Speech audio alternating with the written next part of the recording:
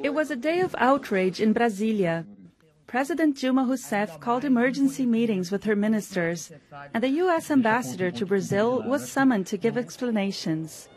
In the past 2 months, reports revealing the wide extent of U.S. surveillance in Brazil, spying on the communications of the country's citizens and companies, had already angered the government.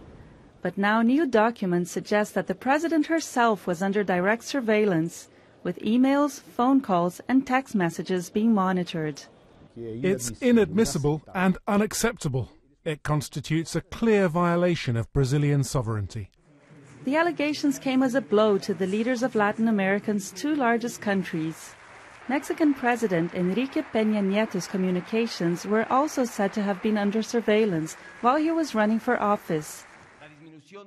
The claim came of the day of his first State of the Union address to the nation, and just 4 months after U.S. President Barack Obama's visit to Mexico to strengthen ties in several areas.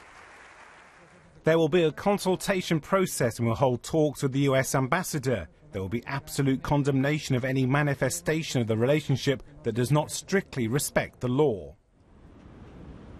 On Brazilian television, journalist Glenn Greenwald, who lives in Rio, revealed another one of the thousands of documents he obtained from former NSA analyst and whistleblower Edward Snowden.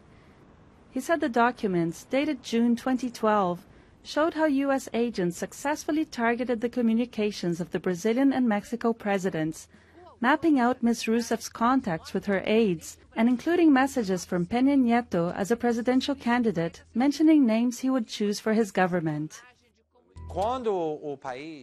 When a country gets more independent and stronger, like Brazil, competing with the United States and American companies, the American government starts to see Brazil in a different way. Now both governments demand formal explanations from the White House and have called for investigations before deciding how strongly to react.